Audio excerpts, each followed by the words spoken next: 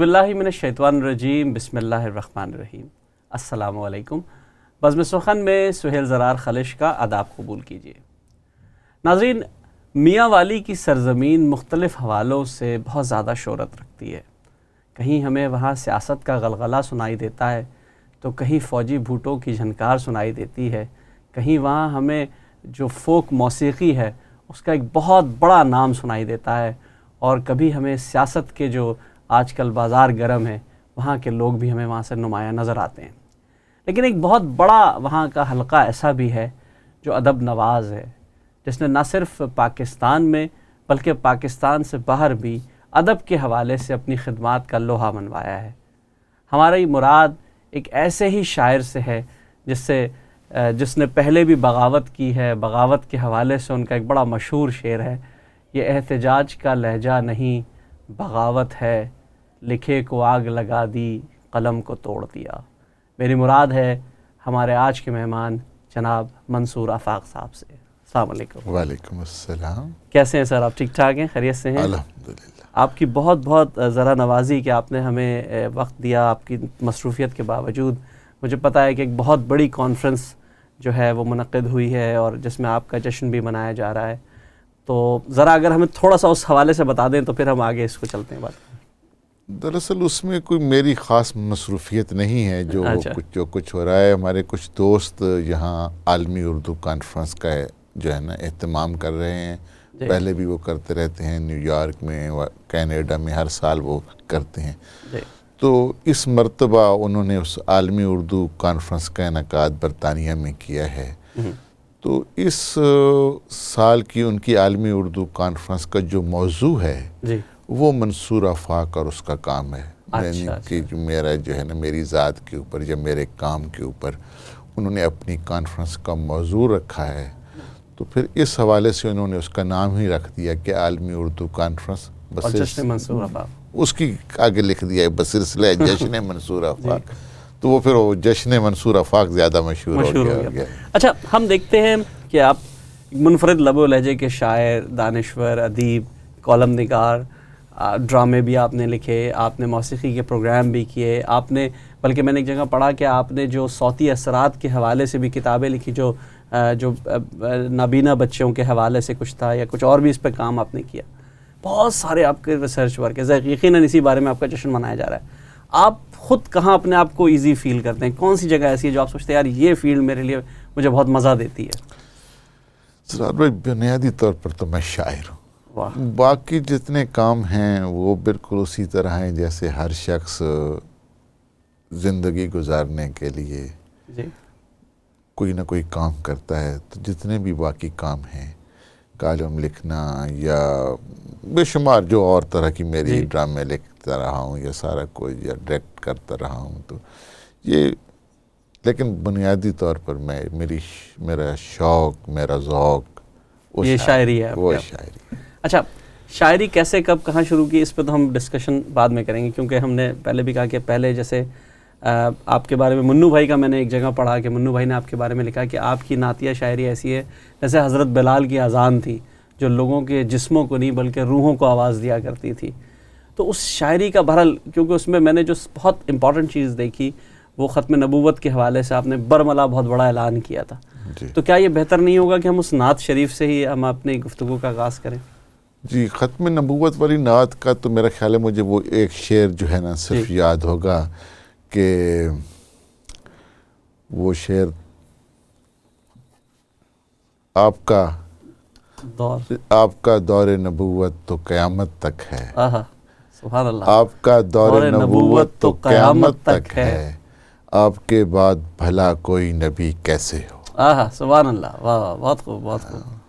تو واقعی اگر آپ کہیں تو میں کوئی نعتیہ نظم سنا دیتا ہوں۔ بالکل، ایک بہت خوبصورت تھی، اگر وہی سنا رہے ہیں جو میں نے آپ سے پہلے ڈسکس کی تھی تو مجھے بہت مزہ آئے گا۔ جی وہی سنا دیتا ہوں، وہی سن لیجئے کہ چاند الجھا ہے کھجوروں کی گھنی شاخوں میں، واہ واہ، سبحان اللہ، چاندنی جھولتے سایوں میں بھٹک جاتی ہے، واہ، جیسے بلور کی ٹوٹی ہوئی رنگی چوڑی واہ، گیسوئے یار کے پیچوں میں اٹک جاتی ہے۔ سبحان اللہ، سبحان اللہ۔ رات ڈھلکائے ستاروں سے مرصع آنچل، واہ کھولے بیٹھی ہے جنوں بخش سی شہلا آنکھیں، سبحان اللہ، اور ہر سانس سے انسان کو دیتی ہے پیام، واہ آ میری گود میں آ نیند سے بہلا آنکھیں۔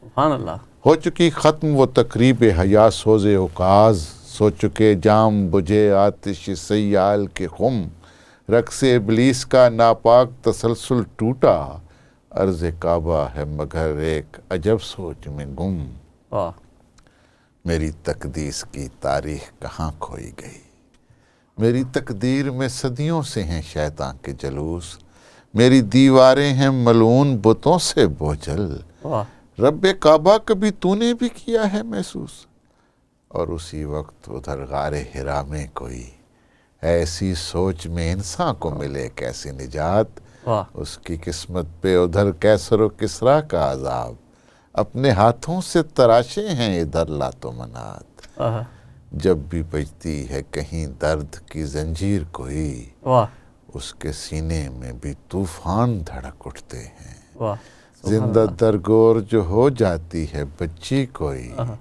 اس کے انگ انگ میں شعلے سے بھڑک اٹھتے ہیں، واہ پھر محمد کے خدا نے کوئی تاخیر نہ کی، سو گئی رات شفقتاب سویرے آئے، پھر بہاروں کی جبیں آ کے زمیں بوس ہوئی، صحن کعبہ میں وہ زلفوں کو بکھیرے آئے۔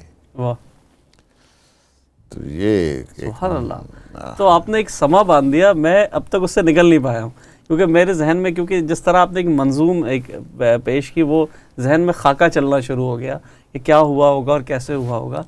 ماشاءاللہ، اللہ تعالیٰ آپ کو اور اس کا اجر بھی دے اور صلہ دے کہ آپ نے ہمیں اتنی اچھی نعت اور نظم میں شعر کی۔ آپ نے بہت اچھی بات کہی ہے، ایک اور بات جو آپ نے، میں اس سے پہلے میں دیکھ رہا تھا، میں نے مختلف حوالوں سے آپ کی چیزوں کو دیکھا، ایک آپ نے جو نعتیہ شعر کہا تھا، جو آپ نے، میں نے آپ سے اس وقت شیئر کیا تھا کہ آپ نے کہا تھا سلام اس پہ کہ جو جمہوریت کا دین لایا تھا، جو لوگوں کی بھلائی کے لیے لوگوں میں آیا تھا۔ یہ جمہوریت کے حوالے سے آپ نے بہت خوبصورت بات کہی تھی، لیکن اس پہ ایشوز بھی ہو گئے تھے، لیکن anyway میں چاہوں گا اگر آپ کو یاد ہے تو ہاں جی، کہ سلام اس پر کہ سلام اس پر کہ جو جمہوریت کا دین لایا تھا، سبحان اللہ، جو لوگوں کی بھلائی کے لیے لوگوں میں آیا تھا، سلام اس پر کہ جو جاگیرداری کا مخالف تھا، جہاں میں مال و زر کی شہر یاری کا مخالف تھا، سبحان اللہ، سلام اس پر کہ جس نے سود فرمایا بٹائی کو، واہ کہا جائز فقط اپنی ہی محنت کی کمائی کو، سلام اس پر کہا جس نے کہ انسان سب برابر ہیں، واہ زمین پر یہ لکیریں کھینچنے والے ستمگر ہیں، سبحان اللہ، سلام اس پر کہ جس نے سر بلندی خاک کو بخشی، واہ تجلی آدمی کی کریہ افلاک کو بخشی، سبحان اللہ، واہ واہ واہ، سلام اس پر کہ جس نے سر بلندی خاک کو بخشی، تجلی آدمی کی کریہ افلاک کو بخشی۔ واہ بہت خوب، سبحان اللہ سبحان اللہ۔ نعتیہ کلام کی وجہ تو میں نہیں پوچھوں گا، کوئی پتہ، نعتیہ کلام تو وارد ہوتا ہے، لیکن آپ نے جسمانیت سے روحانیت کا سفر طے کیا، میری اپنی جو آبزرویشن ہے آپ کی جو پڑھ کے، یعنی کہ آپ پہلے بالکل ایک میڈیا کی طرف بہت زیادہ لگے ہوئے تھے، پھر آپ نے سلطان باہو اور دوسرے حوالوں سے جو صوفیانہ کلام اور صوفیانہ کلام جو آپ کے اوپر وارد ہوا، صوفیانہ کلام، وہ صوفیانہ رنگ جو آیا، وہ اس میں بہت بڑا کام کیا سلطان باہو رحمۃ اللہ علیہ کا ہے، یا اور بھی صوفیانہ کلام سے آپ مستفید ہو، کیونکہ آپ نے ان کے ترجمے بھی کیے ہیں؟ اصل میں جو مجھے ایک تو چیز جو ملی تھی وہ گھر سے ملی تھی، خاندانی طور پر الحمدللہ میرا جو گھرانہ ہے وہ بڑا نیک اور اچھے لوگوں کا تھا اور ہے۔ میرے جو بڑے بھائی تھے فوت ہو گئے ہیں، وہ بھی بڑے اچھے شاعر تھے، ان کے دو جو ہیں شعر، بلکہ وہ تو بہت زبان زد عام ہیں، یقیناً آپ نے بھی سنے ہوں گے کہ یہ مال اور منال کیا، یہ جاہ اور جلال کیا، غلامی رسول میں تو موت بھی قبول ہے۔ سبحان اللہ۔ اور ان کا جو دوسرا شعر بہت مشہور ہوا کہ وہ بھی نعرہ بن گیا ہے کہ جبیں پہ داغ دین کے گلے میں توق مصطفیٰ، غلام ہیں رسول کے غلام ہیں۔ تو یہ دونوں مصرے ان کے اللہ تعالیٰ نے اور رسول صلی اللہ علیہ وسلم کی بارگاہ میں انہیں قبولیت حاصل ہوئی، اور یہ ہر جگہ ہر جلسے ہر جو ہے نا میں سنائی دیتے ہیں۔ تو اس طرح کے وہ میرے بڑے بھائی تھے، فوت ہو گئے، اللہ تعالیٰ انہیں جنت فردوس میں جگہ عطا فرمائے۔ تو اس طرح کے ماحول میں جو ہے نا میں نے پرورش پائی اور آنکھ کھولی، اور میری والدہ مرحومہ بھی اللہ تعالیٰ ان کو بھی جنت فردوس میں اعلیٰ مقام دے، وہ بھی بہت پڑھی لکھی خاتون تھی اور دینی حوالے سے بہت جو ہے نا، تو اس طرح کچھ پھر میں گھر سے ایک ماحول ملا تھا آپ کو شعر کہنے کا بھی۔ اور ہاں، پھر جب سلطان باہو کے میں پاس پہنچا جی تو پھر انہوں نے دنیا ہی بدل دی۔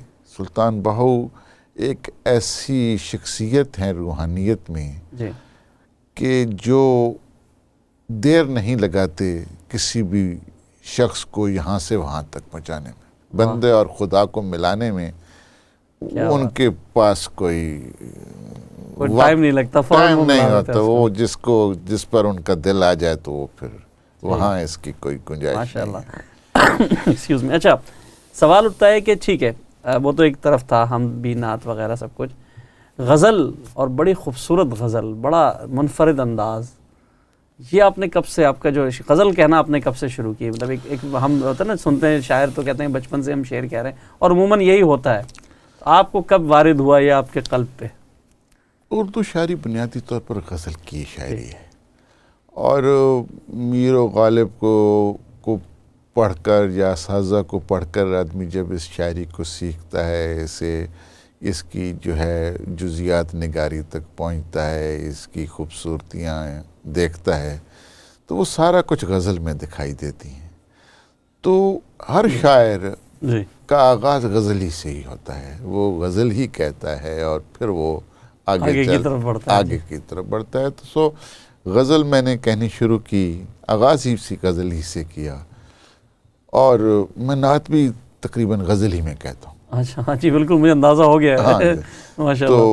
تو اس میں نے کبھی، کیونکہ غزل بنیادی طور پر تو ایک فارمیٹ ہے نا، جی جی، کہنے کی جو بات ہے وہ آپ اگر نعت کی بات کہیں، آپ مرثیے والی بات کر رہے ہیں، آپ دنیا جہان میں کسی موضوع پر بھی بات کر رہے ہوں، تو وہ ایک فارمیٹ ہے، بالکل اس پہ چلتا رہتا ہے۔ ہم چاہیں گے کوئی ہمیں اچھی سی غزل سنائے، کیونکہ آپ سے میں اگلا سوال بھی کروں گا اس غزل سننے کے بعد، جو آپ نے نئی ترکیبیں نکالی ہیں، ایک ردیف اور 3 قافیے والی، اس پر بھی ڈسکس کریں گے، لیکن پہلے ہم چاہیں گے غزل سنیں آپ سے۔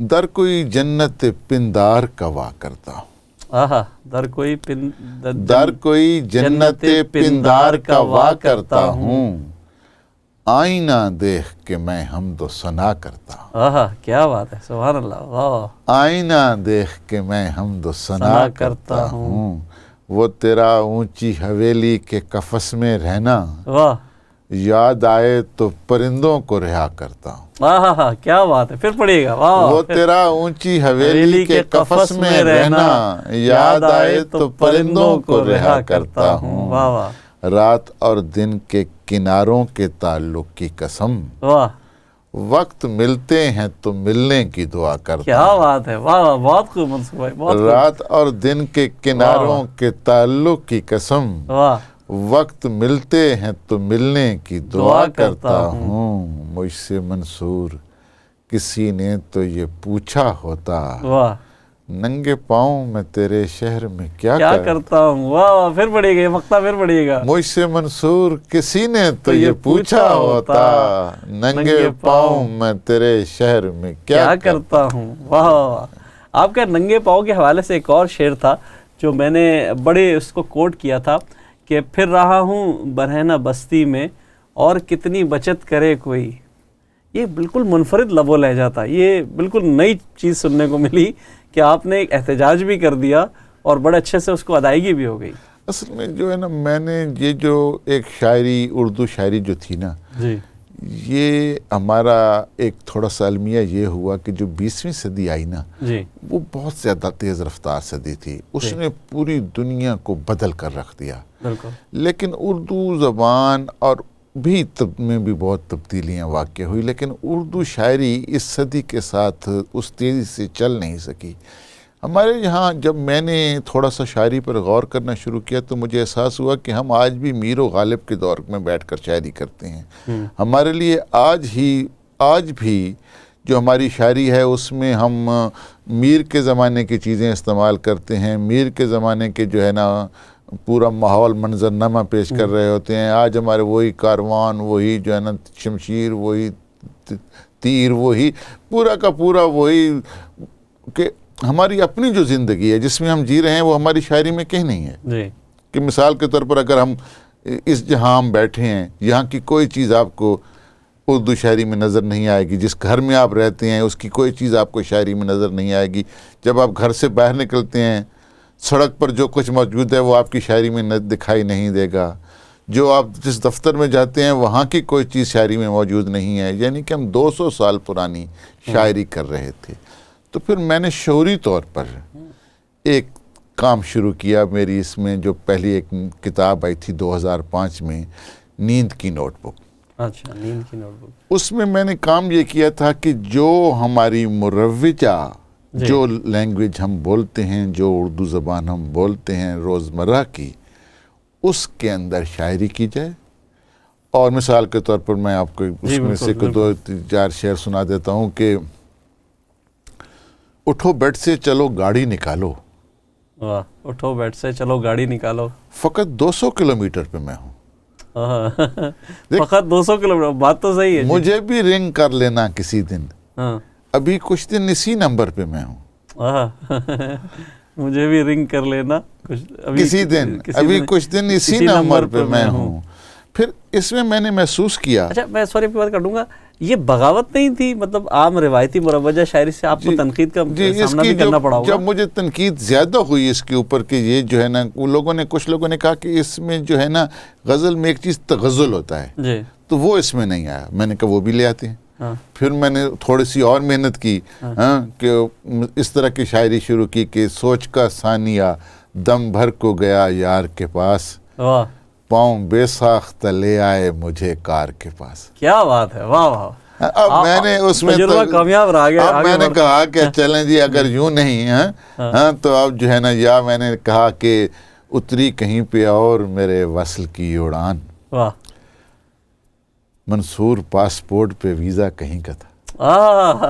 کیا بات ہے، واہ. کہ یہ میں نے ایک شعوری طور پر ایک کوشش کی کہ اپنی شاعری کو اپنے زمانے سے ہم آہنگ کیا جائے، اور آنے والے دور میں آنے والے لوگوں کے لیے ایک نیا راستہ انہیں دیا جائے کہ شاعری جو ہے وہ وہی شاعری بڑی شاعری ہوگی کہ جو ان کے جس میں ان کا زمانہ بولے گا. بالکل بولے گا، نہیں تو پھر ورنہ اگلے 500 سال تک غالب اور میر اردو زبان کے سب سے بڑے شاعر رہیں گے. وجہ یہی ہے کہ جب آپ ان کے زمانے میں شاعری آپ کریں گے تو آپ کیسے ان سے بڑی شاعری کر لیں گے.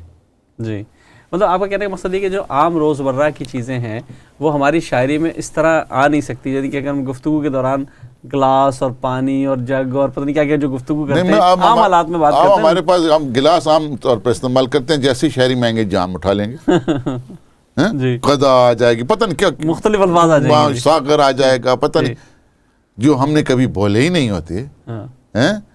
بادیہ لے آئیں گے. جو مثال کے طور پر اب کوا اگر شاعری میں ہمارے پاس ہم کہیں گے نہیں یہ تو بہت برا لفظ ہے. کا کوئی فارسی کا کوئی ہے وہ آئے تو کہیں نہیں یہ تو ٹھیک ہے. لیکن میں تھوڑا سا آپ سے اس پہ کیونکہ اسی طرح ہم دیکھیں کتے کو ہم نئی شاعری میں شامل کرتے، سگ کو ہم شاعری میں شامل کرتے ہیں، وہ بھی تو کتا ہی ہے. فارسی میں تو کیا ہو گیا ہے تو کام تو وہی کرے گا. تو یہ جو ہے یہ اس طرح کے جو ہم نے بنا لیے ہیں اپنے جو اپنا ایک کلیشے ٹائپ کی چیزیں، انہیں توڑنے کی ضرورت ہے. اچھا، یہ تو آپ نے بہت اچھی بات کی. یقیناً اس پہ آپ کو بغاوت میں تنقید بھی ہوئی ہوگی اور آپ نے بہت بڑا کام کیا ہے. لیکن آپ نے جو ایک چیز شروع کی، مجھے مطلب ظاہر نذیر اکبر آبادی یا دوسروں کی طرف جائیں تو شاید بہت سی چیزیں مل جاتی ہوں گی، لیکن اور حال زمانے میں مجھے نظر نہیں آئی کہ ایک ہی ردیف کے اوپر جو ہے مختلف قافیوں کے ساتھ آپ نے 3-4 غزلیں کہی ہیں. وہاں 5 غزلیں بھی گئی ہیں، میں نے دیکھا ہے ماشاءاللہ. یہ بہت بڑا کام تھا. اور اس پہ پھر میں نے نوٹ یہ کیا کہ آپ کا خیال کہیں بہکا نہیں ہے، مطلب ریپیٹ نہیں ہوئی چیزیں ماشاءاللہ. وہ ہر دفعہ کوئی نیا خیال آ رہا تھا. تو یہ ایک بڑا تجربہ تھا. دیکھیں، میں نے جب یہ سوچا کہ غزل جو ہے اس کے اندر ایک تبدیلی کی کوشش کی جائے، تو میں نے غزل کے فارمیٹ کو نہیں چھیڑا. تو میں نے جب غزل کے پرانے فارمیٹ کی طرف گیا تو مجھے نظر آیا کہ یہ دیوان ایک طریقہ کار، الف ردیف سے یہ ردیف تک، میں نے اس سارے کو بھی برقرار رکھا. دیوان منصور میں نے بالکل جس طرح پرانے دیوان تھے اسی طرح اس میں تقریباً 5500 اشعار ہیں، الف ردیف سے یہ ردیف تک. تو یہ سارا جو سلسلہ میں نے کیا، اس میں یہ جو تھا نا کہ قافیہ بدل کر اور غزل کہہ لی جائے، اس میں یہ ہوتا ہے کہ آدمی جب ایک قافیے کے ساتھ غزل کہتا ہے تو اس غزل کے اس قافیے میں تو سارے امکانات طے ہو چکے ہوتے ہیں کہ اور اب اس میں کچھ نہیں آئے. لیکن اگر قافیہ بدل لیا جائے تو اس سے نئے امکانات پیدا ہو جاتے ہیں، کیونکہ خیال جب آپ غزل کہتے ہیں تو قافیے کے ساتھ جڑا ہوتا ہے. بے شک، بالکل صحیح کہہ رہے ہیں، بالکل قافیے سے جڑا ہوتا ہے خیال قافیے سے جڑا ہوتا ہے. جیسے ہی قافیہ آپ کا بدلتا ہے، نیا قافیہ آتا ہے تو نئے خیالات ساتھ لے آتا ہے. جی. تو میں نے اس لیے، اور مجھے اچھا لگا اپنا وہ کام، اور میں اسے خوشی کے ساتھ کرتا ہوں. اچھا منصور بھائی، ایک کال ہے، دیکھتے ہیں. جی. اچھا ڈراپ ہو گئی کال. جی کوئی بات نہیں، آتے رہیے، کوئی بات نہیں. ہماری گفتگو اتنی مزیدار چل رہی ہے کہ ہم بیچ میں بریک نہیں دے پائے تو ہم گفتگو. جی اچھا، اب اس سلسلے میں ماشاءاللہ آپ نے بہت کام کیا ہے، میں نے چیزیں دیکھی ہیں. میں چاہوں گا کہ کوئی آپ کی بڑی خوبصورت لب و لہجے کی آپ شاعری کرتے ہیں اور چھوٹی بہر میں بہت بہت کام کیا ہے آپ نے، تو کوئی ہمیں ذرا غزل سنائیے وقفے پہ جانے سے پہلے. کوئی اچھی سی، اگر ہمارے پاس 2 غزلیں، اگر آپ جو ردیف ایک ساتھ ہو اور 2 غزلیں اگر آپ کو کوئی یاد ہو تو سنائیے. ویسے چھوٹی بہر کی میں کچھ شعر مجھے یاد آ رہے ہیں، لیکن یہ ہے کہ اگر خواہ یہ دل برباد رہے، واہ، اس میں تو آباد رہے. کیا بات ہے، کیا بات ہے، خوب، بہت خوب. اور ایک دعا دکھیارے کی، ہاں، غم سے تو آزاد رہے. کیا بات ہے، واہ، بہت خوب. ایک دعا دکھیارے کی، غم سے تو آزاد رہے، اور جیسا بھی ہوں تیرا ہوں، اتنا تجھ کو یاد رہے. واہ، جیسا بھی ہوں تیرا ہوں، اتنا تجھ کو یاد رہے. اور ایک لمحے کی خواہش میں برسوں ہم ناشاد رہے. کیا بات ہے، واہ، بہت خوب، بہت خوب، بہت خوب. تو بارکب شاعری تو خیر جو ہے نا، میں جیسا بھی ہوں تیرا ہوں، اتنا تجھ کو یاد رہے. واہ جی. تو میری کوشش یہ ہوتی ہے بنیادی طور پر کہ شعر ایسا ہو کہ جو دل تک اثر کرے، پہنچے. لیکن اس کے ساتھ میں شعر کہتا بھی رہتا ہوں ایسے بھی کہ جن کے بارے میں مجھے یقین ہوتا ہے کہ یہ سب لوگوں کو پسند نہیں آئیں گے، لیکن یہ ہے کہ زمانہ کے لیے کہ بدلنے کے لیے پیچھے سے جو چل رہا ہے روایت ہے اس کو سامنے رکھتے ہوئے جو آنے والی نسلیں ہیں کہ ان کو راستہ فراہم کرنے کے لیے بھی میں شعر کہتا رہتا ہوں کہ جن لوگوں کے لیے میں ایک ایندھن کا سامان پیدا کر رہا ہوں کہ جس کے اوپر ممکن ہے کل اس راستے پر چل کر کوئی بڑا شاعر پیدا ہو جائے. جی بالکل صحیح بات ہے، آپ نے بالکل صحیح کہا. آپ نے ایک اور کہا کہ جس میں زمانہ اس کا کہیں بولتا نہ ہو، منصور اس غزل کے قرینے پہ 4 حرف. یہ بڑا غصہ تھا آپ کو، کیا تھا؟ یہ بڑی خوبصورت بات آپ نے کہہ دی، اور اس میں بھی آپ نے وہی کیا ہے کہ ایک ردیف. اور اصل میں بات وہی ہے کہ کہہ کیا رہا ہوں، میں مسلسل اس بات پر بضد ہوں کہ ہمارے جو شعراء کرام ہیں. اچھا، آپ اگر آپ کو یاد ہو تو یہ غزل ہم سن لیں آپ سے. اس غزل کو سنانے کے لیے ضروری ہے کہ اس کو پڑھ کر سنانا پڑے گا. یہ میں آپ کو نکال کے دے دوں گا بریک میں، آپ پھر ہمیں سنائیے. ہاں جی، یہ پڑھ کر جو ہے نا، اس کی وجہ یہ ہے کہ جو طویل غزلیں جو آدمی کہتا ہے وہ طویل غزلیں ساری کی ساری یاد نہیں رہ سکتی. چھوٹی جو ہیں، جو کم اشعار والی غزلیں ہوتی ہیں، یا ان میں سے کئی غزلوں سے کچھ اشعار یاد رہ جاتے ہیں. تو میں آپ کو ویسے اگر آپ کہیں تو ایک غزل اور سنا دیتا ہوں. بس ہمارے پاس بریک پہ جا رہے ہیں ہم جی، تو بریک پہ آنے کے بعد جو ہے پھر ہم آپ سے ضرور اس کو کنٹینیو کریں گے. ناظرین، ہم بریک پہ جا رہے ہیں، ہمارے ساتھ منصور آفاق صاحب موجود ہیں. آپ کہیں مت جائیے گا، بریک کے بعد آپ سے دوبارہ ملاقات ہوگی. آداب عرض ہے. وقفے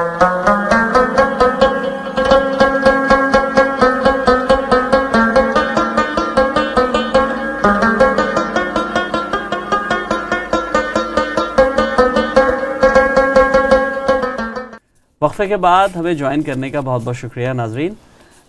جمع ہو جاتے ہیں سورج کا جہاں سنتے ہیں، جمع ہو جاتے ہیں سورج کا جہاں سنتے ہیں، برف کے لوگ میری بات کہاں سنتے ہیں. جناب منصور آفاق کے اس دیوان منصور سے ہم نے یہ شعر آپ کو سنایا ہے، اور ہم چاہیں گے کہ ان سے مزید اشعار سنیں. اس سے پہلے ایک اناؤنسمنٹ ہم آپ کو کرتے چلیں کہ ہمارا جو جشن آزادی کے مشاعرے کی ریکارڈنگ ہے وہ انشاءاللہ اس اتوار کو ہم ہینورتھ میں جو پاکستان ویلفیئر ایسوسی ایشن ہانسلو کا دفتر ہے اس میں ہم اس کی ریکارڈنگ کر رہے ہیں، اور ہم نے اس کے جو اجازت نامے ہیں اور دعوت نامے ہیں وہ ہماری آپ جو ہے فیس بک پیج پہ، ہمارے واٹس اپ پیج پہ ہمیں کال کر کے ہم سے حاصل کر سکتے ہیں. خاص کر کے وہ لوگ جو ہانسلو میں، ہیز میں اور سلاؤ میں اور اس طرف رہتے ہیں، ان کے لیے بہت آسانی ہے کہ وہ بآسانی اس میں آ سکتے ہیں. انشاءاللہ ہمارے ہاں کافی اچھی تعداد میں وہاں شعراء کرام بھی اس میں شریک ہو رہے ہیں، اور وہ خالصتاً جشن آزادی پاکستان کا مشاعرہ ہے. وہ ہے سنڈے 31 جولائی کو شام 4:30 بجے پاکستان ویلفیئر ایسوسی ایشن کا دفتر جو ہانسلو میں ہے، جو ہینورتھ روڈ پہ ہے، اس پہ ہے. تو آپ لوگ ضرور ہم سے دعوت نامے فون کر کے، ای میل کر کے، میسج کر کے ہم سے لے سکتے ہیں، اور آپ اس میں ضرور آ سکتے ہیں. اس کے علاوہ ہمارے درمیان منصور آفاق صاحب موجود ہیں. ہم نے ان سے درخواست کی ہے کہ اپنے اس دیوان میں سے ہمیں کچھ غزلیں سنائیں. تو پہلے تو ہم آپ کو بہت بہت شکر گزار ہیں کہ آپ آئے ہیں، اور آپ سے ہم چاہتے ہیں کہ ہم آپ سے کوئی اچھی سی غزل سنیں. جی، تو ابھی آپ نے وہ جو ایک شعر کا حوالہ دیا تھا کہ جمع ہو جاتے ہیں سورج کا جہاں سنتے ہیں، برف کے لوگ میری بات کہاں سنتے ہیں. اس کے کچھ اور شعر ہیں. جی بالکل جناب. کہ ایک آسیب ہے اس شخص کی رانائی بھی. کیا تصویر کھینچی ہے. واہ. ایک آسیب ہے اس شخص کی رانائی بھی، خوشبوئیں بولتی ہیں رنگ وہاں سنتے ہیں. کیا بات ہے، کیا بات ہے. ایک آسیب ہے اس شخص کی رانائی بھی، خوشبوئیں بولتی ہیں رنگ وہاں سنتے ہیں. اور ایک ویرانہ ہے قبریں ہیں، خاموشی ہے مگر واہ، دل یہ کہتا ہے کہ کچھ لوگ یہاں سنتے ہیں. کیا بات ہے. واہ واہ، بہت خوب. ایک ویرانہ ہے قبریں ہیں، خاموشی ہے مگر واہ، دل یہ کہتا ہے کہ کچھ لوگ یہاں سنتے ہیں. اور بیٹھ کر ہم بھی ذرا غار حرام منصور، واہ، وہ جو آواز ہے سینے میں نہاں سنتے ہیں. وہ جو آواز ہے سینے میں نہاں سنتے ہیں. سنتے ہیں. رات کا شور اندھیروں کی زباں سنتے ہیں، واہ، نور کے گیت کہاں تیرا شباں سنتے ہیں. کیا بات ہے. واہ واہ، بہت خوب. ایک سکرات نے زنجیر بپا آنا ہے، واہ، دوستو آؤ عدالت میں بیان سنتے ہیں. کیا بات ہے. تو یہ بڑی لمبی واہ واہ، بہت بڑی لمبی جو ہے نا یہ ساری غزلیں جو ہے نا، یہ تو خیر آپ نے سرائکی اور پنجابی میں بھی شعر کہے ہیں. جی جی جی. تو اگر آپ کو کوئی پنجابی بھی سنیں گے اور سرائکی بھی سنیں گے. سرائکی میں بھی ایک مٹھاس ہے اور پنجابی میں اپنی مٹھاس ہے. جی مجھے چلیں آپ کہہ لیں کہ سرائکی میں بھی اور پنجابی میں کچھ کوشش کروں گا. پنجابی میں سنانے کے لیے، لیکن میری پنجابی اور سرائکی آپس میں ایک دوسرے کے بہت قریب ہوگی، لیکن میں اس کے باوجود کوشش کرتا ہوں کہ ایک نظم تھی، اس کا عنوان تھا وڈی کھلی جیل. بڑی کھلی جیل.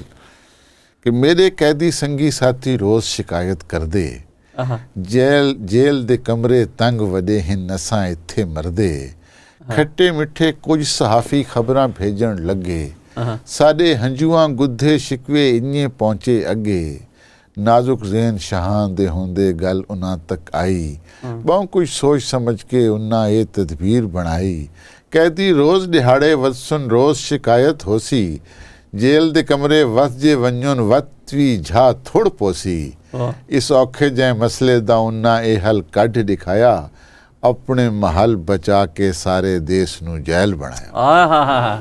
کیا بات ہے. واہ واہ، بہت خوب، بہت خوب، زبردست. اور آپ نے بالکل صحیح کہا کہ سرائکی اور پنجابی دونوں کی مٹھاس اس میں سے آ رہی تھی، کیونکہ آپ نے دونوں کے الفاظ بخوبی استعمال کیے اس میں. جیسے کھٹے میٹھے صحافیوں پہ آپ نے تذکرہ کر دیا، کچھ ہمارے ساتھ بھی میٹھے صحافی تو موجود ہیں، ایسی بات نہیں ہے. آصف سلیم مٹھا تو نام ہی ان کا، میں نے یہی کہا نا، آپ نے کھٹے میٹھے صحافیوں کا تذکرہ کیا. سلیم بھائی آپ کا بہت بہت شکریہ کہ آپ بھی ہمارے ساتھ موجود ہیں. بہرحال اچھا، تو یہ تو ہمارا تذکرہ چل رہا تھا. فلسفہ عشق تو مجھے آپ کا سمجھ میں آ گیا، جیسے کہ فلسفہ حیات سمجھ میں آیا. فلسفہ عشق جو روایتی عشق ہے، جو کہ ہے عشق تو عشق ہی ہے، عشق تو عشق ہے، اس کے حوالے سے کچھ بتائیے. کیسا وہ بھی تو ایک قلب پہ واردات گزرتی ہے نا، جب شعر کہتا ہے آدمی. اب تو حالات نے بہت کچھ کہنے پہ مجبور کر دیا. لیکن جو عشق ہوتا ہے نا، جی، عشق ایک ہی ہوتا ہے، اور وہ اس ذات سے ہے کہ جو میرے اندر موجود ہے، واہ، جو میرے کعبہ دل میں آباد ہے. وہی ذات ہے، اس کے سوا اور کسی ذات کا کہ میں وجود کا قائل نہیں ہوں. بے شک. میں باقی ساری کائنات کو اسی ذات کا ذیل پرتو سمجھتا ہوں، لیکن میں اس کی ذات کے سوا اس کو واحد مانتا ہوں، اس کے علاوہ کسی اور کے وجود کو تسلیم نہیں کرتا. تو جب ایسی صورتحال ہوتی ہے تو آدمی کی اپنی ذات بھی اس سے جدا نہیں رہتی. تو وہ جو عشق ہوتا ہے بنیادی طور پر وہ اپنی ذات سے ہی شروع ہوتا ہے. اب اس عشق کی بہت ساری جو ہے نا جی پرتیں بھی ہیں، اور بہت سارے اس کی شکلیں بھی ہیں. ہر خوبصورت چیز جو اس کی تخلیق ہے، جس کو ہم عشق مجازی کہتے ہیں، وہ بھی بنیادی طور پر عشق حقیقی ہوتا ہے. بالکل وہی ہے جی، کیونکہ یہی ایک راستہ ہے، یہی عشق ہے.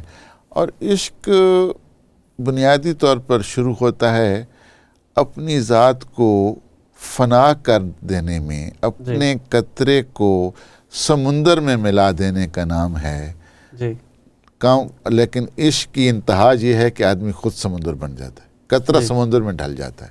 جی، تو یہ ہے میرے نزدیک قطرے کا سمندر بن جانا، یہ میرے نزدیک عشق ہے. اور آپ نے کہا نا، جو کتابیں پہن کے پھرتی ہے کوئی اس سے کہے محبت کر، یہ کیا تھا؟ یہ تو ایک بڑا جدید خیال تھا مجھے تو.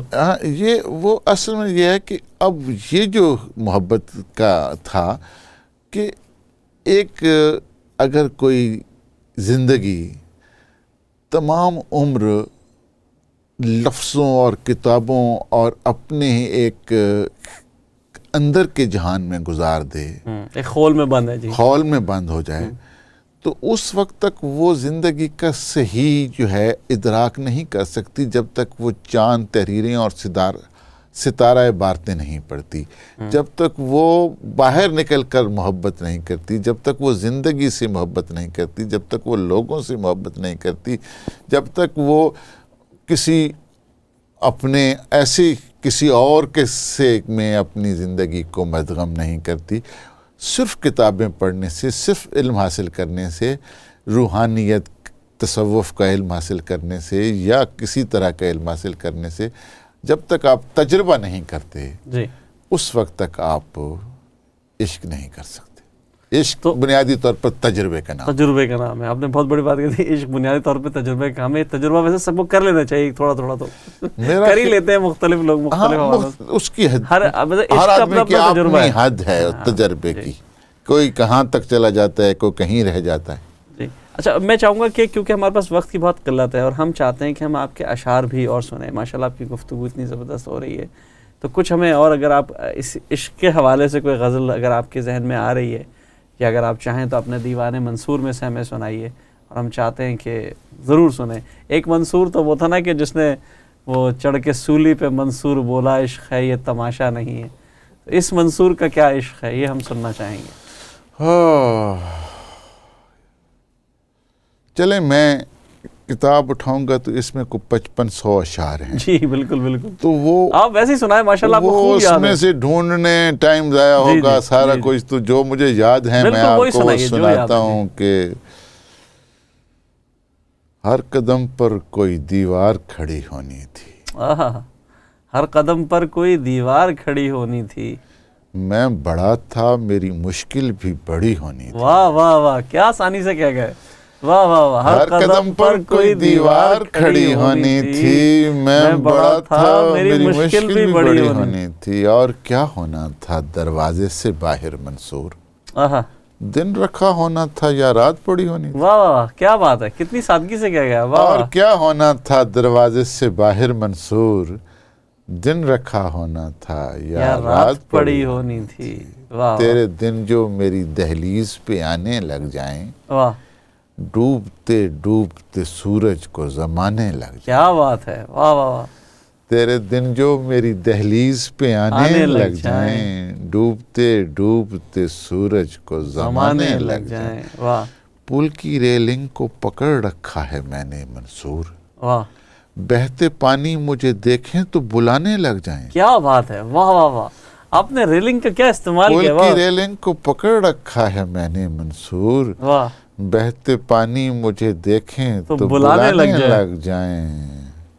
اور دو شعر دیکھیے جی، کہ اور جینے کا سبب کوئی نہیں، واہ، اور جینے کا سبب کوئی نہیں، پہلے تو تھا مگر اب کوئی نہیں، کوئی نہیں، واہ واہ واہ واہ واہ، بہت اور جینے کا سبب کوئی نہیں، پہلے تو تھا مگر اب کوئی نہیں، صرف ایک جان سے گزرنا ہے مجھے، واہ، مجھ سے بھی سہل طلب کوئی نہیں، کیا بات ہے یار، کیا خوبی سے کیا گیا ہے منصور بھائی، پھر پڑھیے گا یہ شعر، واہ صرف واہ، ایک جان سے گزرنا ہے مجھے، آہا، صرف ایک جان سے گزرنا ہے مجھے، مجھ سے بھی سہل طلب کوئی نہیں، واہ واہ واہ واہ، مجھ میں رہتا ہے کوئی شخص، ہم میں رہتا ہے کوئی شخص واہ، ہمارے جیسا، ہم میں رہتا ہے کوئی شخص ہمارے جیسا، آئینہ دیکھیں تو لگتا ہے تمہارے جیسا، واہ واہ واہ واہ، ہم میں رہتا ہے کوئی شخص ہمارے جیسا، آئینہ دیکھیں تو لگتا ہے تمہارے جیسا،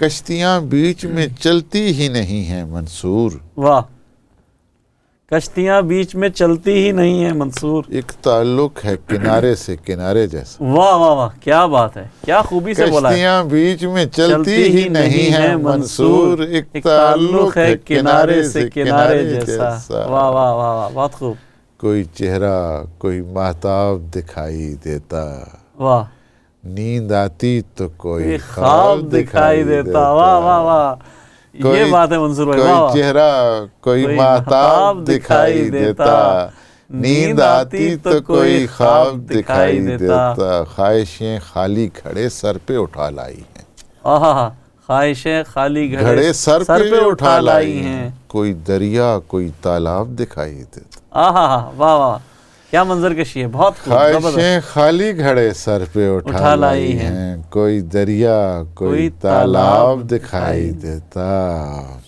واہ، بہت خوب، بہت خوب، ناظرین آپ دیکھ رہے ہیں کہ کتنی خوبصورتی سے، کتنے آسان الفاظ کا استعمال ہو رہا ہے اور کتنی خوبصورتی سے اپنا بیان ہو رہا ہے، آسان اور سہل زبان، یہ اصل میں آج کی شاعری کی میراث ہے جو ہم منصور بھائی سے گفتگو جاری رکھے ہوئے ہیں، اور ہم چاہیں گے کہ منصور بھائی سے ایک غزل اور سنیں، اسی طرح مطلب متفرق اشعارات جس طرح آپ سنا رہے ہیں، یہ مجھے بہت مزہ آ رہا ہے سننے میں، اور ہمارے ناظرین کو بھی آ رہا ہے، ہمیں فیڈ بیک مل رہا ہے۔ ہاں جی، پیڑ کو جی، ہائے ہائے ہائے، ایک شعر تھا جی، کہ وہ شب و روز خیالوں میں تماشا نہ کرے، واہ، وہ شب و روز خیالوں میں تماشا نہ کرے، آ نہیں سکتا تو پھر یاد بھی آیا نہ کرے، واہ واہ واہ واہ واہ، آ نہیں سکتا تو پھر یاد بھی آیا نہ کرے، واہ، ایک امید کی کھڑکی سی کھلی رہتی ہے، واہ، اپنے کمرے کا کوئی بلب بجھایا نہ کرے، ہاں، پھر پڑھیے گا، ایک امید کی کھڑکی سی کھلی رہتی ہے، جی، اپنے کمرے کا کوئی بلب بجھایا نہ کرے، واہ، اور چاند کے حسن پہ ہر شخص کا حق ہے منصور، واہ، میں اسے کیسے کہوں رات کو نکلا نہ کرے، واہ، صحیح بات ہے، بالکل صحیح بات ہے، چاند کے حسن پہ ہر شخص کا حق ہے منصور، میں اسے کیسے کہوں رات کو نکلا نہ کرے، واہ، بہت خوب، یہ آپ اتنی مطلب جو آسانی سے اور یہ باتیں کر رہے ہیں، اتنے خوبصورتی سے آپ اس کا بیان کر رہے ہیں، کیا اس میں یقیناً ایک عمل دخل میڈیا کا، ٹی وی کا، آپ پہ جو بہت عرصے آپ نے کام کیا ہے وہ بھی عام آسان زبان، کیونکہ آپ سے ایک ڈیمانڈ ہوتی ہوگی نا، جب آپ ڈرامے لکھتے تھے، آپ نے بڑے مشہور ڈرامے بھی لکھے ہیں اور ٹی وی پہ بھی آپ نے کام کیا ہے، تو یہ جو آسانی ہے، جو الفاظ آپ آسان چنتے ہیں یا جو روزمرہ کے الفاظ چنتے ہیں، یہ کہاں سے آپ کو اس کا جو ہوا؟ بنیادی طور پر جب آپ کو اس بات کا ادراک ہو جائے کہ آپ نے کس سے بات کرنی ہے تو آپ پھر اسی کی زبان میں بولتے ہیں. اگر آپ یہاں ایک اردو کا چینل ہے آپ کا، اس میں آپ بیٹھ کر اگر عربی بولنا شروع کر دیں تو کس نے سننا ہے آپ کے پھر؟ صحیح بات ہے، بالکل صحیح بات ہے. اسی طرح اگر ایک عربی بولنے والا آدمی اس کے سامنے کوئی اردو میں جا کر شاعری سنانا شروع کر دے، اس سے کیا سمجھ آنی ہے؟ اس سے کیا سمجھ آنی ہے؟ تو سب سے پہلے یہ بات طے کرنی پڑتی ہے مخاطب کون ہے آپ کا، کہ آپ کا مخاطب کون ہے. تو میں نے جب بھی کچھ کہا ہے تو یہ سوچ کر کہا ہے کہ میرا مخاطب کون ہے. بالکل صحیح. ہم دیکھتے ہیں ہمارا مخاطب کون ہے. ہمارے پاس ایک کالر موجود ہے. السلام علیکم. ہیلو، السلام علیکم. جی وعلیکم السلام. جی کون صاحبہ، کہاں سے بات کر رہی ہیں؟ بس نام نہیں بتاؤں گی، صرف یہ کہوں گی جی کہ یہ حالیہ دور منصور کا دور ہے. کیا بات، آفاقی دور ہے، ادب کے حوالے سے آفاقی دور ہے. جی. اور درد میرا شہباز قلندر، دکھ ہے میرا داتا. واہ. شام ہے لالی شگنوں والی، رات ہے کالی ماتا. کیا بات ہے. آپ ٹی وی کی آواز تھوڑی ہلکی کر دیں تو آپ آرام سے بات کر پائیں گی. بس مجھے یہی کہنا تھا. بہت شکریہ. بہت شکریہ. منصور کو کالم کے حوالے سے ہمارا فرض بنتا ہے کہ منصور کو کالم کے حوالے سے بھی یاد کیا جائے، کیونکہ ان کا کام اس قدر ہے اور ہم خوش نصیب ہیں کہ یہ انگلستان میں ہیں. اگر یہ یہاں نہ ہوتے تو ہم تو محروم رہتے ان کے ادب سے اور اس سے. بہت اچھی بات کہی آپ نے. ان کا کام واقعی آفاقی ہے اور یہ منصور ہیں، اور منصور کے حوالے سے تو ہم پہلے ہی جانتے ہیں کہ منصور قسم نام کے جو لوگ ہوتے ہیں وہ کس قدر جلالی ہوتے ہیں، اور آفاقی ہو جائیں تو پھر الگ ہی بات ہے. آپ کی کال کا بہت بہت شکریہ. ہمارے ساتھ ایک اور کالر موجود ہیں. السلام علیکم. ہیلو. جی السلام علیکم. السلام علیکم. عقیل دانش صاحب ہیں جناب. جناب یہ تو بڑے معمول آپ نے محفل لگا رکھی ہے بھائی. آج ایک ایسی شخصیت کو مدعو کیا ہے آپ نے جو بلا مبالغہ ہشت پہلو ہے. ماشاء اللہ. میرے لیے یہ بڑے اعزاز کی بات ہے دانش بھائی کہ آپ نے یہاں جو ہے نا ہمیں یاد کیا. بہت مہربانی، بہت محبت، یہ بہت اعزاز دیا ہے آپ نے. ایسی چلی جہاں میں تعصب کی آندیاں، کتنے چراغ راہ کے بے نور ہو گئے. کیا کہنے، بجھتے ہوئے چراغ نقیب سحر بنے، دار پہ لٹک گئے منصور ہو گئے. کیا بات ہے، کیا بات ہے عقیل بھائی. واہ واہ، بہت خوب. آپ کو بہت مبارک ہو. بہت شکریہ. پروگرام بہت محبت، بہت محبت، بہت شکریہ.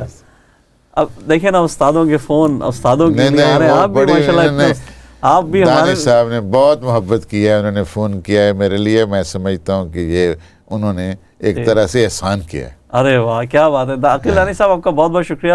اور اس سے پہلے جو خاتون کالر تھیں ان کا بھی بہت بہت شکریہ. انہوں نے بھی بہت اچھی بات کہی تھی کہ آفاقی ہیں آپ ماشاءاللہ. کیونکہ آپ کے اب ہم نے جیسے کہا کہ ہم صرف شاعری پہ اس لیے ڈسکس کر رہے ہیں کہ ہمارا مین جو ٹاپک ہے وہ شاعری اور ریلیٹ. آپ نے کہا بھی کہ بنیادی طور پہ آپ شاعر ہیں. جی. تو ہم دونوں کے مشکور ہیں جنہوں نے ہمیں کالز کی. ہم گفتگو کر رہے تھے آپ کی غزل کے حوالے سے. میرا ذاتی خیال ہے کہ وہ جو پہلی جو خاتون تھیں، جہاں تک انہوں نے جو بات کی کالم کے حوالے سے اور مجھے یہاں اور بھی بہت سارے اچھے کالم لکھنے والے برطانیہ میں لوگ ہیں، بڑے اچھے کالم لکھتے ہیں، اور یہ بھی ایک بڑا اچھا یہاں رجحان ہے.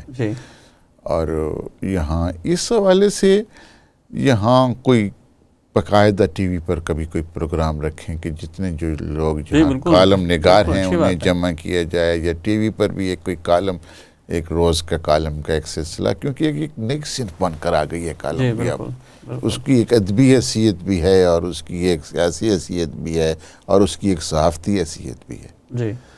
تو نہیں، ہم اس پہ کالم پہ تو ہم ڈسکس کریں گے. آپ کے موسٹلی جو کالم، مطلب اگر میں شاعری دیکھوں تو بالکل رجحان آپ کا جو ہے وہ جیسے میں نے کہا کہ عشق حقیقی کی طرف ہے. ظاہر ہے کچھ عشق مجازی بھی ہو جاتا ہے, لیکن کالم آپ بڑے جذباتی قسم کے آپ کے لکھتے ہیں, بڑے آپ کا مطلب تنقید کا بھی سامنا کرنا پڑتا ہے آپ کو. آپ نے بہت سارے دوست یقیناً بنائے ہیں, لیکن میں نے دیکھا کہ کچھ لوگ آپ سے اس حوالے سے مختلف ایشوز تو رہتے ہیں, ظاہر ہے وہ تو دوست اور سب جگہ رہتے ہیں.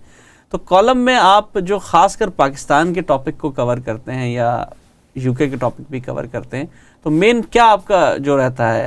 غربت تو میں نے دیکھا آپ کا مین ٹاپک رہا ہے کہ آپ نے بہت اس کے حوالے سے بات کی ہے. بنیادی طور پر سیاسی کالم لکھتا ہوں جی, اور سیاسی کالم جو ہے اس کے اندر چونکہ بنیادی طور پر سیاست ہی وہ واحد چیز ہے کہ جس سے آپ اپنے ملک میں کوئی تبدیلی لا سکتے ہیں, تو اس میں پھر سارا کچھ آ جاتا ہے. لیکن میں سمجھتا ہوں کہ جو کالم ہے وہ اسے ہونا ہی سیاسی چاہیے. بالکل, کہ جو وقت حالات اور تبدیلی کے لیے ایک تحریر جسے ہے میں اس کو کالم کہتا ہوں. اچھا, ابھی دو بہت ہم نے بہت دو عظیم لوگوں کو کھو دیا ابھی حال فی الحال میں, ایک امجد صابری کو اور ایک عبدالستار ایدھی کو. عبدالستار ایدھی کے حوالے سے آپ نے ایک بڑی لمبی چوڑی ایک نظم لکھی, میں نے پڑھے, اس کے کچھ اشعار پڑھنے کے بعد پڑھا بھی نہیں گیا, اتنا دل گداز ہو گیا. کیا سمجھتے ہیں عبدالستار ایدھی کے بارے میں, آپ کیا مطلب کیا کہیں گے ان کے حوالے سے؟ دیکھیں, عبدالستار ایدھی پاکستان کا وہ آخری آدمی تھا جس نے اپنی ذات کے لیے کچھ نہیں کیا, ساری زندگی لوگوں کے لیے کیا. جی, تو آپ نے ان کے لیے جو کہا تھا اگر کچھ سنا سکیں تو اس وقت یاد نہیں ہے آپ کو؟ یاد اس وقت تو نہیں یاد, لیکن یہ ہے کہ اس نے ساری زندگی لوگوں کے لیے کیا, لوگوں کے لیے کرتا کرتا دنیا سے چلا گیا. ایسا شخص تو صوفی ہوتا ہے. بالکل, ایسا شخص تو اللہ کے نزدیک بہت برگزیدہ ہوتا ہے کہ جس نے تمام عمر, جس نے کوئی گھر نہیں بنائی, کوئی جاگیر نہیں بنائی, کوئی کوٹھی نہیں بنائی, کوئی کار نہیں بنائی, کوئی کچھ نہیں کیا, تمام عمر لگا رہا, ہر لمحہ لگا رہا, دن رات لگا رہا, 24 گھنٹے کیا کرتا رہا؟ لوگوں کی خدمت. یار اس سے زیادہ مرتبہ, اس سے زیادہ عظمت کسی شخص کی کیا ہو سکتی ہے؟ صحیح بات ہے. تو میں تو اس کو بہت بڑا آدمی سمجھتا ہوں. تو آپ کا جو اس حوالے سے تو آپ نے کافی اس پہ لکھا تھا, اور میں نے وہ نظم پڑھی تھی, اور آپ نے جو ان پہ لکھا تھا, دکھ تو سب کو ہی تھا, ظاہر ایک بڑی شخصیت ہے, لیکن سب نے جانا ہے آخر سب نے جانا ہے آخر کار اس پہ. تو یہ آپ کا جو آپ کا بھی اس پہ کام ہے, آپ میں نے کچھ نوٹ کیا, آپ نے بھی جو بچوں کے ساتھ آپ نے جو بلائنڈ تھے یا ان دوسرے والوں سے, یہاں بھی میں کرتا رہتا ہوں, جہاں خاص طور پر تھر میں جو ہے میرے ایک دوست ہیں سید ظفر اللہ شاہ صاحب, ان کے ساتھ مل کر ہم نے پانی کے حوالے سے تھر میں بہت کام کیا ہے. کوئی بے شمار کنویں, تقریباً کوئی وہاں 150-200 کنواں کھدوایا ہے جو پانی کا ہوتا ہے, 300-400 واٹر پمپ لگوائے ہیں, کوئی پانی کا بہت کام کیا ہے. یہ جو کڑوے پانی کو میٹھے پانی میں بدلنے والے بے شمار واٹر پمپ لگائے ہیں, بہت کام کیا ہے تھر میں. تھر پار کر جو ہے جی تھر میں ضرورت بھی بہت ہے, لیکن مسئلہ ہاں یہ مسلمانوں کو پڑا ہوا ہے, ہمارے ہم جیسے کہ کہتے ہیں جی وہ تو وہاں 80% ہندو ہیں. آپ کو تھر کا مسئلے کا سمجھ ہے کہ کیا مسئلہ ہے, کہ وہاں اموات کیوں ہوتی ہیں اور وہاں کیوں نہیں لوگ جو ہے نا جی حالات وہاں کے ٹھیک ہو رہے؟ وہاں 80% آبادی ہے ہندوؤں کی. اچھا, تو یہ جو تنگ نظر قسم کے مسلمان ہمارے دوست, یہ وہاں ان کو اس طرح کی سروس ہی نہیں دیتے. جی اچھا منصور بھائی, ہمارے پاس وقت بہت کم ہے, تو ہم چاہیں گے کہ اگر آپ کچھ اور ہمیں غزل یا نظم, کیونکہ نظمیں ہم نے آپ کی نہیں سن پائے, اگر کوئی نظم وغیرہ اگر آپ کو یاد ہے اور آپ سنا سکیں تو ہمارے لیے بڑی خوشی کی بات ہوگی کہ ہم آپ سے کوئی نظم سن سکیں. نہیں تو اگر آپ کو متفرق اشعار, منصور آفاق کا کوئی تعویذ بازو سے باندھے ہوئے اپنے دل میں بھٹکتا ہوں میں, لڑکھڑاتے ہوئے پاؤں سے گرد چھٹتی نہیں خیمہ ذات میں, اپنے عرفان کی چھاگلیں اپنے لب کھولتی ہی نہیں, چند بے ربط الہام خوابوں کا حاصل ہوئے اور گم ہو گئے, اپنی مبہم سی آواز سے قطرہ قطرہ ٹپکتا ہوں میں اور دل میں بھٹکتا ہوں. کیا بات ہے, زبردست, بہت خوب. آپ کی نظم اور آپ کی غزل دونوں کا ہی ایک الگ مزاج ہے, اور یقینی طور پہ جس طرح آپ اپنے کالم کو سیاسی حوالے سے لکھتے ہیں, شعر میں آپ کے اب تک بہت ڈفرینٹ میں نے اپروچ دیکھی، یعنی ایک تو نئی زمین ہے. آپ نے ایک جگہ سندھ کے حوالے سے لکھا تھا، سندھ کی سلیٹ، اور آپ نے وہ الفاظ بھی استعمال کیے ہیں جو بالکل یعنی کہ نارملی طور پہ انگلش کے الفاظ ہیں، سلیٹ اور بریکٹ اور مطلب، تو یہ آپ نے بڑے آزادانہ اس کا استعمال کیا ہے. دیکھیں لفظ جو ہے جی اردو زبان کے جو اپنے الفاظ ہیں وہ کا کے کی ہیں، جی باقی الفاظ کن زبانوں کے ہیں؟ ترکی ایک 51% ترکی زبان کے الفاظ ہیں، اس کے بعد فارسی ہے، اس کے بعد عربی ہے، اس کے بعد ہندی ہے، اس کے علاوہ بھی بے شمار زبانوں کے الفاظ اردو میں ہیں. تو انگلش نے کیا کون سا گناہ کیا ہے کہ انگلش کا لفظ اس میں آیا تو کیا مت آ جائے، دبا کے استعمال کر رہے ہیں. اور اب آج کی روزمرہ ہماری زبان میں انگلش کے لفظ آ گئے ہیں اور انہیں ہم نکال ہی نہیں سکتے. تو اب انگلش کے ساتھ کوئی خصوصی دشمنی ہے. جی صحیح بات ہے، آپ کی بات بالکل صحیح ہے. منصور بھائی آپ کا بہت بہت شکریہ آپ کا ہمارے اس پروگرام میں آنے کا، اور ہم یقیناً چاہیں گے کہ آپ کا جشن اور جو کانفرنس ہو رہی ہے وہ بہت خوبصورت اور شاندار ہو، اور یقیناً ہم اس میں شرکت بھی کریں گے. اگر ہمیں ضرور بلائے نہیں ہم آپ کو خصوصی دعوت دیتے ہیں اور اپنے تمام سننے اور دیکھنے والوں کو بھی دعوت دیتے ہیں کہ آئیں. ناظرین آپ نے دیکھا کہ ہمارے درمیان ایک آفاقی شخصیت منصور آفاق صاحب موجود تھے، جن کی جتنی بھی جہتیں ہیں، جتنی بھی پرتیں ہیں، کھولتے چلے جائیں اور کھلتی چلی جائیں گی. جیسے کہ ابھی ہمارے استاد عقیل دانش صاحب نے ان کے بارے میں کہا کہ 8 پہلو شخصیت ہیں، اور ماشاءاللہ جتنے حوالوں سے انہوں نے لکھا ہے، غزل، شعر، نظم اور اداریے لکھے ہیں، اس کے علاوہ جو انہوں نے کتابیں لکھی ہیں، یہ سب ایک محفل کے لیے ایک میٹنگ میں نہیں ہو سکتے. تو انشاءاللہ ہم اس سے دوبارہ بھی محفل سجائیں گے، اور آپ ہمارے پروگرام دیکھتے رہیے گا. بہت بہت شکریہ. اللہ حافظ.